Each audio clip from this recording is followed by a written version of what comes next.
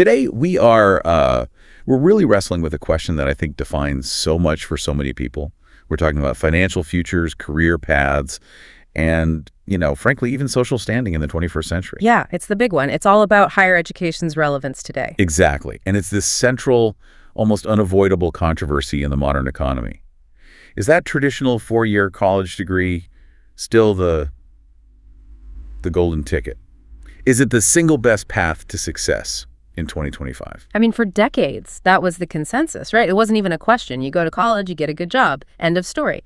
But today, that consensus has pretty much completely fractured. Absolutely. And the forces that are reshaping this whole landscape are just relentless. It makes this discussion so urgent for everyone. Yeah. Whether you're thinking about starting college, maybe going back to school, or even if you're on the other side, deciding how to hire your next team member. It really is economics just colliding head-on with exponential technology. It is. Yeah. So on one hand, you have this crushing economic reality. Right. Skyrocketing tuition costs that are they're unsustainable for an average family. It's creating this debilitating student debt crisis. And on the other hand, you got this rapid technological disruption. I mean, AI, automation, it's instantly reshaping job roles. It's demanding new, very specific skills while, general knowledge is becoming more and more of a commodity. Mm-hmm. And because of those two pressures, the market has just exploded with hundreds of viable, highly efficient alternative learning paths. Suddenly, the choice isn't just binary anymore. Yeah, it's moved way beyond just, college or trade school. The options now include these high-intensity boot camps, micro-credentials, and self-directed project-based learning. So our mission today is really to cut through all of that noise, the historical baggage and the societal pressure. We want to provide you, the listener, with definitive framework. Okay, so what does that look like? We're going to break down the cost versus the actual return on investment. We'll explore these powerful alternatives. We'll analyze the famous, and I should say sometimes misleading success stories of those who skipped the degree. And ultimately, help you figure out with some clarity why college might be the perfect necessary choice for some people. Mm-hmm. But an undeniably expensive detour, or even just the wrong choice for others. Exactly. So let's jump right in. And I think we have to start with the most painful part of this whole thing. Okay, so let's unpack the economics first. We really have to start with the cost of attendance because that has become, it's the single biggest barrier for so many people. It really is. Tuition, particularly in the U.S., has climbed at a rate that it far exceeds inflation, it exceeds wage growth, and it's been doing that for decades. It's staggering when you look at the charts. It really is. And the acquisition of a college degree is, it's no longer comparable to buying a big piece of furniture. It's often comparable to buying a mid-range house in a competitive market. But without the appreciating asset part. Exactly. The degree itself in certain fields is our rapidly depreciating asset. Mm-hmm. And you're buying it with all this added stress and deadlines. It's a massive multi-decade financial undertaking before you even get your first real paycheck. So let's talk about the debt burden in 2025. The data is pretty consistent on this, right? The average U.S. student debt for a four-year bachelor's degree is hovering somewhere between, $30,000 and $50,000. Right, and that's just the average. That figure can climb dramatically for professional degrees, for postgraduate degrees. We're talking six figures, easily. And that's just the principal amount. That's the sticker price. That's just the initial sum, yeah. When you factor in the standard interest rates, especially for private loans, which can be brutal, that repayment window often stretches out to 10, even 20 years. So you're not just repaying what you borrowed? Not at all. Graduates are often paying back double the amount they borrowed over that period. And this anchor, it starts weighing them down the moment they leave campus. It's immediate. Exactly. That repayment clock starts ticking. Before you've secured your first apartment, before you started saving for retirement, critically, before you've even had a chance to enjoy the benefits of this thing that was supposed to be your economic ticket, you are starting life deep in the red. And that's where the critical risk comes in, the mismatch between the investment and the return. The ROI, return on investment, is just highly, highly variable across different academic fields. So you spend 4 years. And let's not forget, that's 4 years of income you didn't earn. Right, the opportunity cost. Plus you take on 5, maybe 6 figures of debt, and you might graduate only to discover that the job market doesn't really value the specific degree you chose when you were, 17 or 18 years old. It's a huge gamble. And you mentioned the variability, and I think that's where we need to get really granular, because so many people still assume that that all degrees lead to some kind of guaranteed success. Which is a dangerous assumption. It's an incredibly dangerous assumption in the current economic climate. I mean, think about the ROI timeline. Graduates in fields like, say, electrical engineering, computer science, or nursing, they typically achieve a positive net worth pretty quickly. Why is that?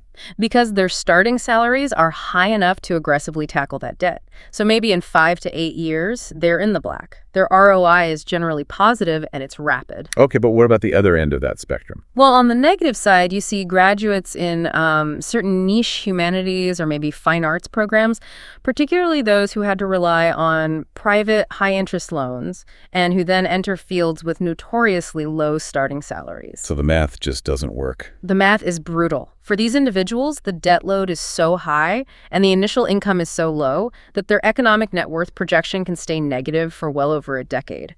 Sometimes they have to completely abandon their field of study just to survive financially. And that's the real tragedy here. The degree becomes just this costly ornament, a piece of paper that promised security, but what it actually delivered was debt. They did everything they were told to do. They followed the old playbook, and the system failed them because they chose a field that just didn't have the market alignment to justify that incredible cost. Which brings us to this foundational idea that's driving the modern debate. It's the shift from academic credentials as a trusted filter to demonstrated ability as the only filter that really matters. Right. The investor Mark Cuban, he spoke directly to this. He said, and I'm paraphrasing, "Degrees are not a proxy for intelligence. Skills are." That distinction is so profound. A degree is a proxy. It represents the potential for competence. A skill is the reality of competence. It's demonstrable right now, today. So if companies are now able to test for those skills directly through, practical assessments, portfolio reviews, or even just the 6-month probation period, why would they keep relying on a very expensive 4-year screening mechanism that is, frankly, often inaccurate? Yeah, if the proxy is inefficient and it's high cost. It has to be replaced, and that's the question that's haunting the entire higher education industry. If the degree is just a high-cost proxy that may or may not map to actual job performance, the decision to invest, say, $250,000 versus acquiring a specific verifiable skill for a fraction of that price, for a lot of people, that becomes a very easy choice. And we keep coming back to that opportunity cost, too. 4 years in college is 4 years of potential income you lost. It's huge. If a self-learner or a bootcamp grad starts earning $70,000 a year 4 years earlier than a college graduate, do the math. That's a $280,000 financial head start. Plus the savings on tuition and interest. Exactly. The economic gravity of that is it's overwhelming. You can't ignore it. So, okay, the financial cost is astronomical and the ROI is, let's say, inconsistent. But the other half of this puzzle is the market demand. We've seen this fundamental non-negotiable change in how corporations hire.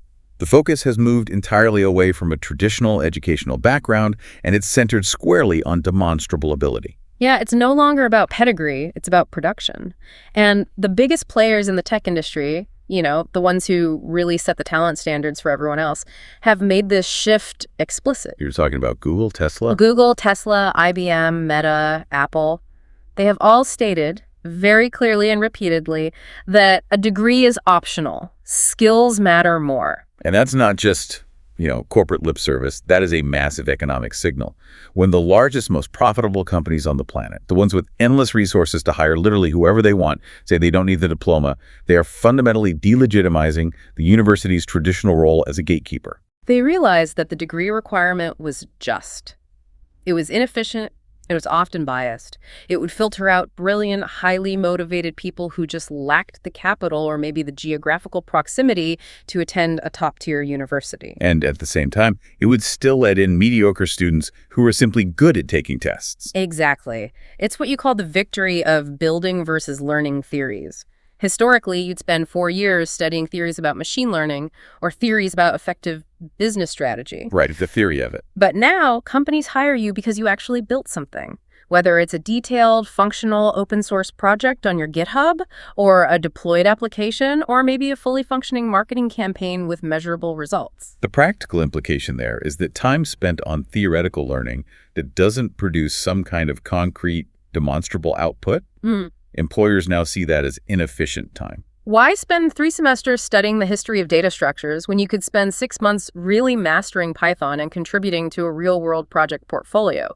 The market values the latter far more. And this whole transition has been massively accelerated by technology itself, right? Specifically, the rise of these ubiquitous AI tools. This is where we need to get specific about the tasks that are actually being automated. Yes, exactly.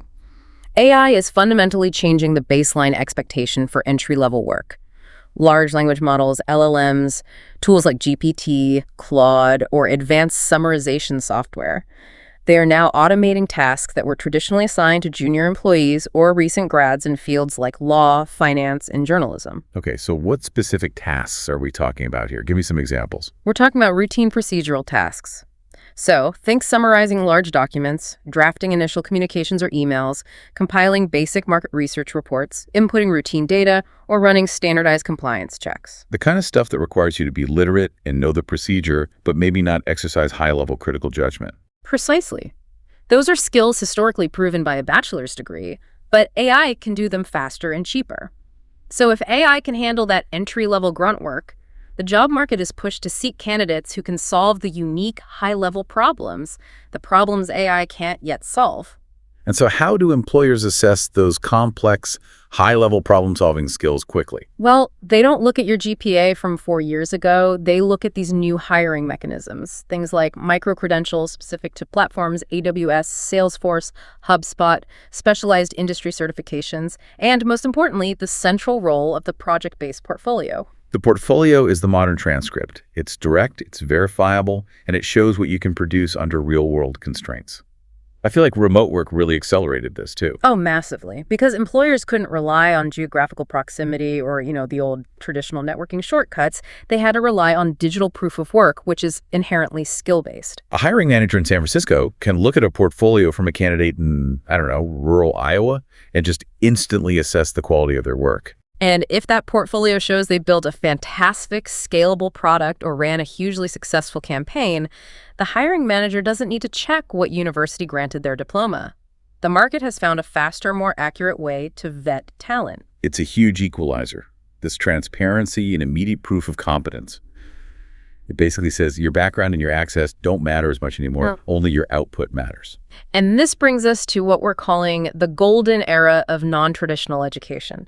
If you are focused purely on acquiring skills that translate directly to market value, 2025 is the most opportune time in history to do that outside of the highly regulated and expensive university system.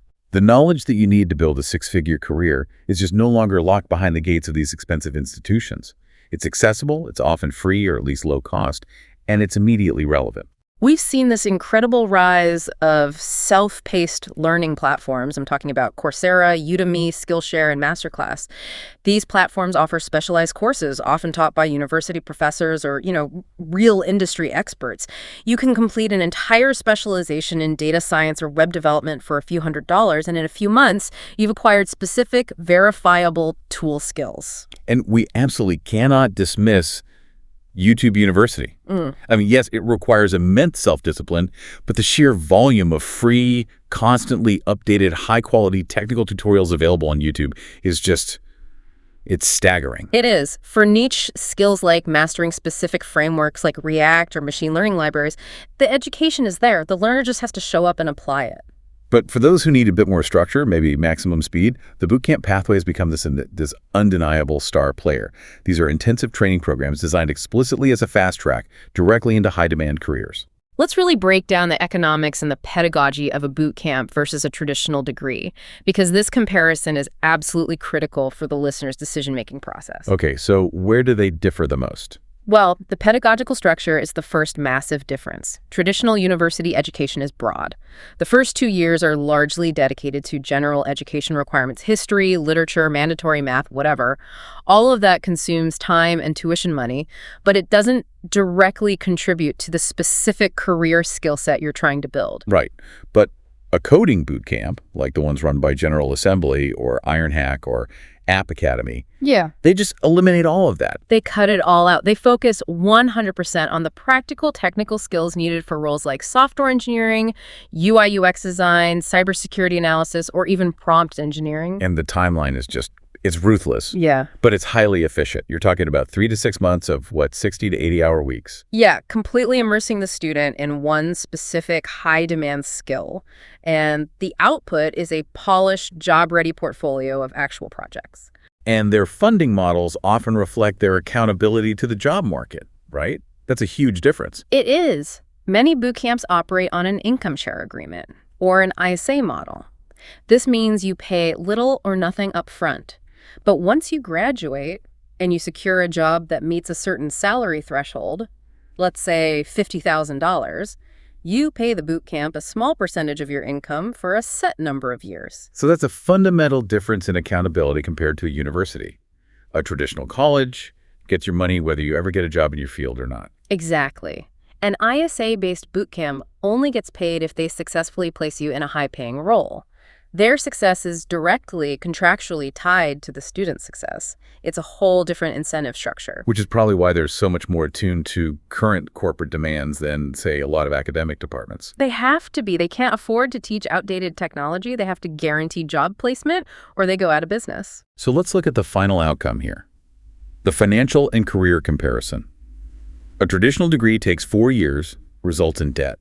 A bootcamp graduate, 6 months later, can be placed into an actual software engineering or data analysis job. And this is where the salaries become really striking. Because these programs are targeting immediate market needs, like cybersecurity or full-stack web development, their graduates are landing entry-level jobs with salaries that frequently rival, or in some cases even exceed, the starting salaries of traditional degree holders in comparable fields. So not only are you saving 4 years of tuition and debt, but you are also potentially entering that high-earning bracket 4 years earlier. You're compounding your savings and your investment potential so much faster. The question really becomes, am I optimizing for a credential, or am I optimizing for immediate high-value skill acquisition? And for a growing number of career fields, it seems like the self-directed or the boot camp route is just a much more direct, affordable, and faster line from zero knowledge to a marketable skill than the traditional university path. Yeah, that makes the cost-benefit analysis feel almost impossible to ignore for any profession that isn't legally required to have a license. Let's focus on the fields where this skill imperative is most obvious. I think we have to start with technology. The barrier to entry for so many tech careers has just dramatically dropped. It enables people to learn software engineering online, often for free, and build an incredibly lucrative career with just a laptop and an internet connection. This is what people call the democratization of development. All the necessary tools, compilers, development environments, collaborative platforms like GitHub, they're all accessible. You don't need a university's specialized lab access to become proficient in Python or JavaScript anymore. And this trend is only accelerating, which is what we need to stress to you, the listener. AI isn't just automating old jobs, it's creating entirely new roles that, they simply did not exist 3 years ago. Right, and crucially, they don't require a college background to enter. Okay, so what are these new AI-related jobs? Well, we're seeing huge demand for data analysts who really understand how to clean and structure data for model training. We're seeing model testers who evaluate the performance and the safety of LLMs, content automation specialists, and perhaps most fascinatingly, prompt engineers. Explain prompt engineering in a bit more depth. Why is that a skill that's developed outside of traditional academia? So prompt engineering is really the art and science of communicating effectively with these generative AI models. It requires iterative refinement, understanding the system's constraints, setting parameters, and knowing how to use advanced techniques like chain of thought prompting, or RAG, that's retrieval augmented generation. So it sounds like very applied, practical knowledge, not theoretical knowledge from a textbook. Exactly. It's a skill you learn by doing. It requires a sharp, analytical, detail-oriented mind and a real competency with the tool itself, not necessarily a 4-year history degree. The skills you need, logic, clarity, iteration, are honed through focused practice, not by sitting in a general lecture hall. This circles us back to that foundational advice from Bill Gates, decades ago. He said, everyone should learn how to code. It teaches you how to think. Right. And his point wasn't really about professional employment. It was about learning structured technical thinking. The ability to break down a large problem into small, manageable, logical steps, and then iteratively build a solution. So that kind of technical fluency has, in a way, replaced traditional literacy as the most valuable generalized skill in the 21st century economy. I think so. And you can acquire that thinking structure through focused technical training, boot camps, or intensive self-learning, completely independent of a university curriculum. Okay, so let's pivot away from the pure technical roles for a minute and talk about the world of content creation, because that has radically redefined what a viable career even looks like. Success here is tied entirely to the internet, to your output, and to your audience, not your credentials. Yeah, this represents one of the biggest structural shifts in career paths we've ever seen. YouTubers, TikTokers, streamers, online educators, digital artists, self-published authors, indie game developers. I mean, these careers thrive based on a kind of raw meritocracy and delivery. A diploma is entirely irrelevant to whether or not your content goes viral. The internet is the ultimate meritocracy in that sense. It rewards creativity, consistency, and the delivery of demonstrable value to an audience. Nobody subscribes to a channel or buys a course or follows a streamer because the creator has a bachelor's degree in communications. No, they reward value. Yeah. And the metrics are brutal, they're pure, and they're fast.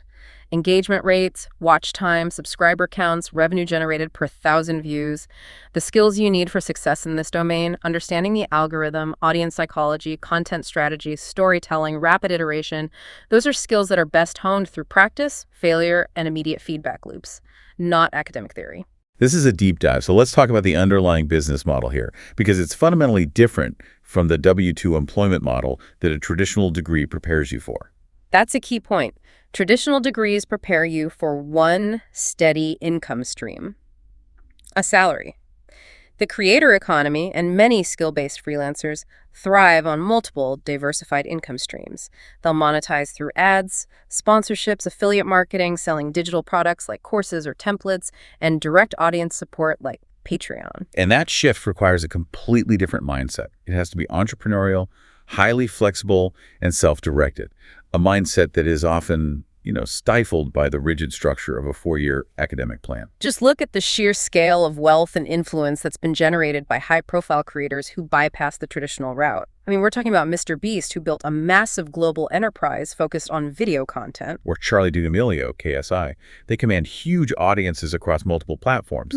There's Jessica Kent, who built a powerful educational platform through her digital content. They all built multi-million-dollar careers based entirely on their digital output and their connection with an audience. It just demonstrates that credentials are meaningless when compared to production value and influence. The market simply rewards consistent creation. So the traditional gatekeepers, the universities, the major studios, the publishers, they have less control over career entry than ever before. Much less. If you can create value consistently, the internet infrastructure will reward you, regardless of your educational pedigree. So we have to address the legendary examples, right? The individuals who left college to found these world-changing companies. And while these stories are incredibly inspiring, they're also often heavily romanticized and, I think, misunderstood. Yeah, these are the classic examples of what I'd call strategic abandonment. You have Bill Gates leaving Harvard to build Microsoft. Mark Zuckerberg followed that exact same path. Steve Jobs dropped out of Reed College. Right, and he famously said he only stayed long enough to audit that one calligraphy class. Which later inspired the typography of the Mac operating system. It's an amazing story. But we also have Evan Williams, co-founder of Twitter, who left the University of Nebraska. Michael Dell dropped out at 19 to found Dell Computers. And Daniel Ek, the founder of Spotify, he just skipped college entirely. But what's crucial here, I think, is understanding why they left. They weren't just dropping out because they were bored or struggling in class. No, not at all. They dropped out because they had a high-conviction, time-sensitive idea, and they recognized that the opportunity cost of staying in institutional learning, even at a place like Harvard, was greater than the opportunity cost of immediate execution on their idea. So they saw institutional time as an impediment to rapid growth and market domination. Yes. And this phenomenon is still happening today. You have David Dobrik, who left college and became one of the biggest creators on YouTube. Emma Chamberlain, who transitioned from dropout status to a multi-million-dollar brand builder and fashion icon. Or you can look at the sheer speed of development in content. Ryan Kaji's success shows how early these content careers can begin now. Tanmay Pot, an Indian comedian who became a major tech creator, operates without a formal degree. MKBHD, one of the most respected tech reviewers on the planet, built his influential career while he was still in high school and college. They didn't need a university environment to validate their skills. They just needed an internet connection, a camera, and the drive to create and iterate relentlessly. Okay, but now here's the critical pivot. This is the necessary challenge we have to introduce because we can't present these examples without context. The issue of survivor bias. Oh, absolutely. We have to stress that these examples prove that college is not the only path, but they are absolutely not a mandate for every single listener to go drop out tomorrow. Right. These individuals possess truly exceptional talent, impeccable market timing, immense risk tolerance, and often access to capital or networks that cushion their fall if they failed. So as the host, I have to push back a little here. Isn't it a bit irresponsible to hold up the Facebook and Dell examples when the vast majority of people who drop out face immense struggles, debt, and lower lifetime earnings? How does a listener realistically assess if they possess exceptional talent or if they are just, quitting when things get hard? That is the crucial and very difficult question. I think the difference lies in intention and focus. The successful dropouts, the Steve Jobs of the world, they didn't drop out to sit on the couch and play video games. They immediately redirected 100% of that time into execution, into building a business that was already gaining traction. So they weren't quitting education. No, they were accelerating their self-directed education in a highly specific domain. Okay, so if you're out there and you're considering dropping out, the strategic assessment should be, do I have a viable, high-conviction, scalable idea that requires 100% of my time right now, or am I just feeling some general academic discomfort? Precisely. For the average person who doesn't have a viral app or a multi-million-dollar funding round lined up, the structure, the credential, and the networking offered by college often provide a much safer, more predictable route to middle-class stability. Especially in those licensed fields we talked about. Exactly. The dropout path is high risk, high reward, and it is highly specific to entrepreneurial personality types. And this helps us transition back to the true meaning of education, which is really independent of any institutional setting. It's about a mindset. It is. Albert Einstein offered a really powerful perspective on this. He said, education is what remains after one has forgotten what one has learned in school. In other words, the core skills that actually endure critical thinking, the ability to rapidly acquire new knowledge, resilience, problem-solving, iteration, these are the things that matter. And you can acquire those enduring skills regardless of whether you earned them through an expensive institution or through self-directed real-world learning and application. The focus has to shift from the source of the learning, which is the diploma, to the demonstrable outcome, which is the skill. That's the lens through which every person should be viewing this massive decision. So we've reached the point where we need to define the framework for the listener.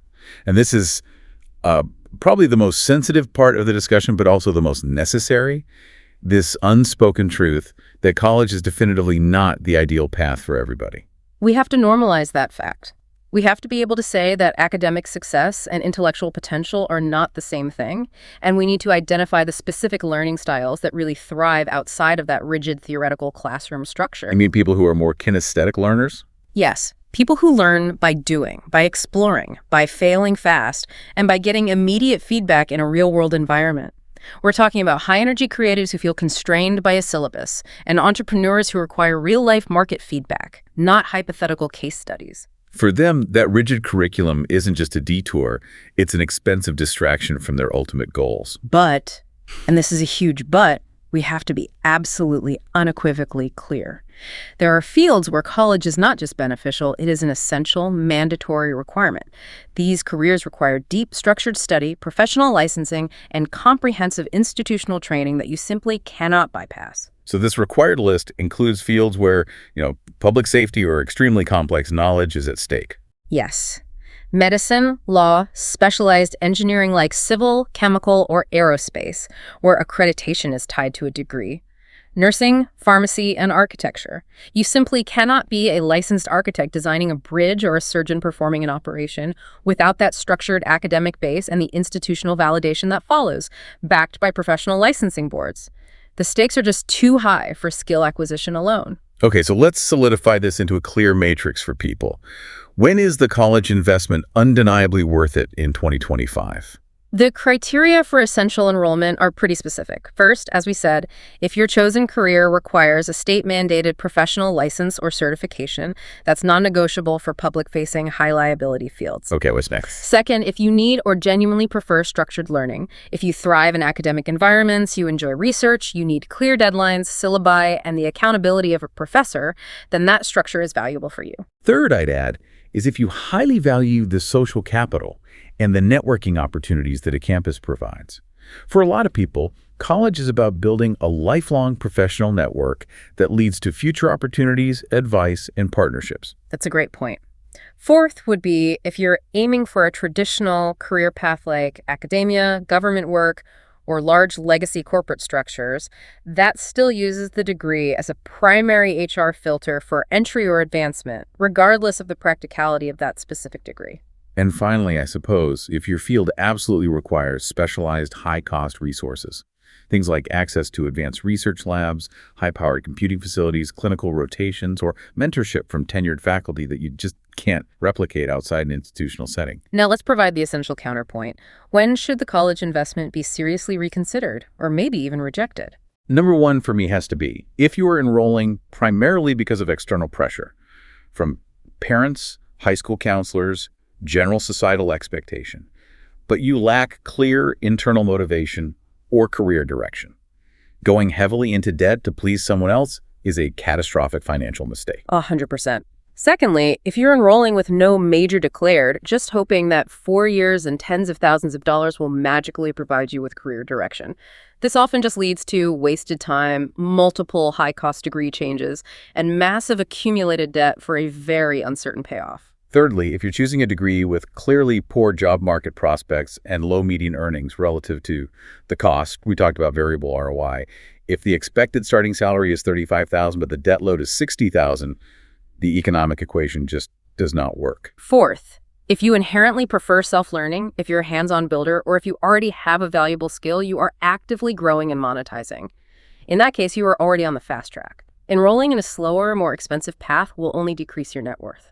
And crucially, if your goal is entrepreneurial, to start a business, pursue high-growth tech, content creation, or freelance work. These paths reward speed, risk, and output, not formal credentials. Time is your most valuable asset. And finally, if the degree necessitates taking on heavy, high-interest debt for a field that you already know will be low-paying or highly competitive, that debt structure is a life sentence you should avoid if alternatives exist. So let's try to consolidate this decision-making process. Let's list the fields that are highly suited for skill acquisition and a portfolio focus where the degree is largely redundant compared to verifiable ability. This should provide some clear guidance for those who are considering those alternative routes. Okay, these are the careers where output and iteration trump pedigree. Graphic design, filmmaking and visual effects, programming and software development, especially web and mobile digital marketing, professional photography, music production, social media strategy and management. Real estate brokerage and investment, content creation, and digital education. Technical sales, copywriting, animation, game development, especially indie development. And of course, all those emerging AI-related roles like prompt engineering, data wrangling, and model testing. For these output-based fields, the hiring manager just doesn't care about your philosophy thesis. They care about your GitHub profile, your design portfolio, your YouTube channel's metrics, or your proven sales track record. Exactly. The market pays for immediate, demonstrable performance, not potential that's promised by a piece of paper. And this list is only growing. As AI continues to commodify generalized knowledge, the only things that will retain high value are highly specific, applied technical skills, and uniquely human creative production. And for both of those pathways, the traditional university system is often the least efficient place to acquire them. That is a fundamental rethinking of career preparation that every listener really has to internalize. Mm-hmm. So we circle all the way back to the central question we started with, the one that defines this deep dive. Is college still worth it in 2025? After breaking down the catastrophic cost trends, the seismic market shift towards skills, and the phenomenal rise of these rapid market-aligned alternatives, the final synthesis, it's not a simple yes or no. The definitive answer is, it depends. And that dependency has to be rooted entirely in your individual goals, your personal learning style, and the hard requirements of your chosen career field. It can't be based on historical assumptions or, external social pressures. Right. Education matters profoundly, learning matters, growth matters. But the specific path you take, whether it involves 4 years of high tuition and structured learning for a necessary license, or 6 months of intense bootcamp training followed by immediate execution and income generation, that is a personal strategic choice. And it requires a brutal, honest assessment of the landscape today. You have to look critically at the specific career path you're targeting and then look honestly at your own learning style. If you are a doer, a builder, an iterative learner, or if your desired field is output-based, the traditional academic path might be an unnecessary, expensive, and debilitating anchor. We have to empower you, the listener, to be the CEO of your own education. You have to make decisions based on data and personal fit, not simply following the herd. And here is the ultimate mandate for self-direction. The thought to leave you with, one that really embodies the spirit of strategic independence that defined the innovators we discussed today. We'll use the insight from Steve Jobs as a powerful call to action for your strategic decision. Your time is limited. Don't waste it living someone else's life. That's it. That is the core decision you have to make today. Choosing the educational path that optimally fits who you are, what you need to learn, and where you need to go, regardless of what the expectations of the past dictate. Your future earning potential and your ultimate fulfillment are built upon the skills you acquire and the path you strategically choose today. Choose wisely. We'll see you in the next deep dive.